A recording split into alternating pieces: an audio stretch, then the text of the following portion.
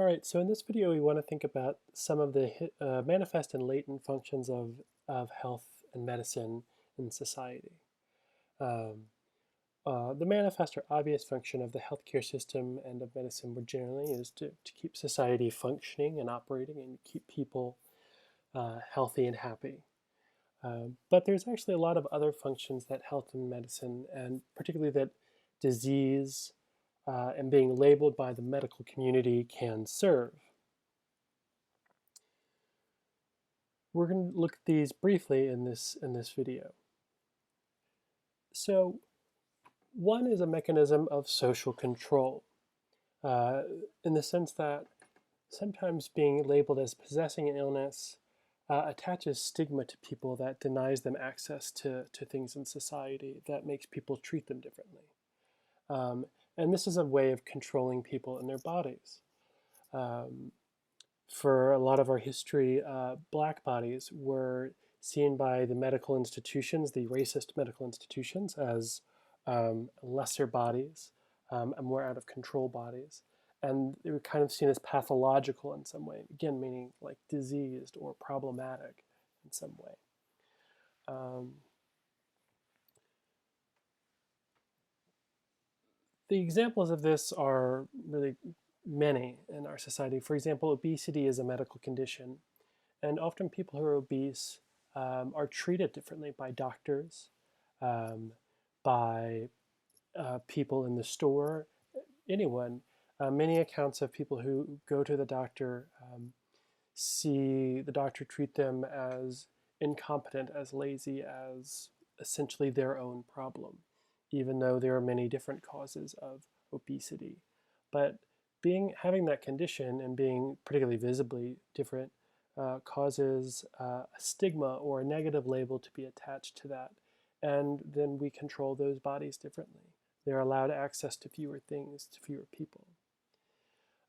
We saw this example with HIV/AIDS when it was a novel virus in the US in the 1980s and 1990s, where anyone who had HIV was seen as, first off, potentially sick. They were trying to deny access to housing, to doctors. People wouldn't go near them, even though it's not transmissible other than by sex, really, or blood transfusion.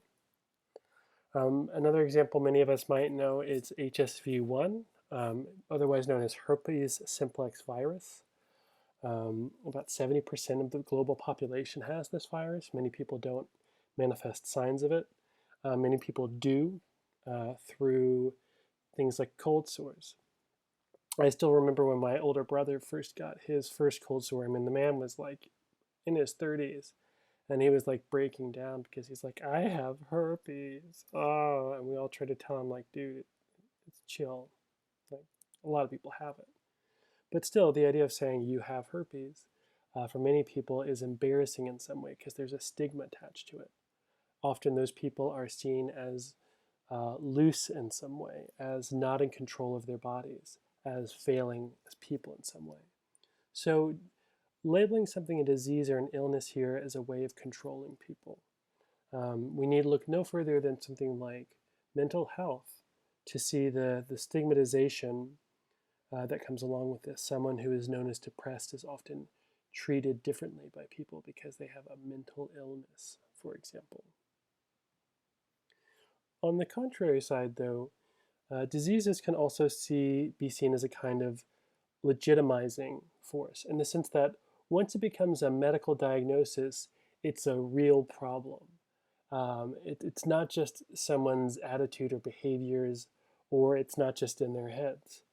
The history of women's medicine is very interesting here because often women's conditions um, have been treated less seriously by doctors because they are women's conditions and only happen to women.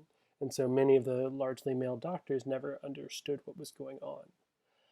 Um, so a great example of this is fibromyalgia, which is a kind of a general nerve pain in one's body that's mostly experienced by women.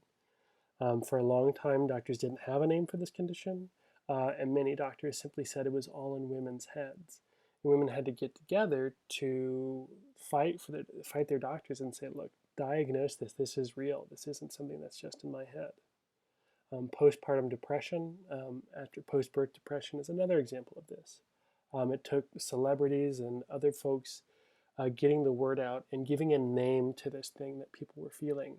And it can present a profound sense of relief and legitimacy for an authority and establishment like the medical institution to say, this is real and something that is happening to you. Right? You're not just a bad mother and a failure as a mother, you have postpartum depression, a condition.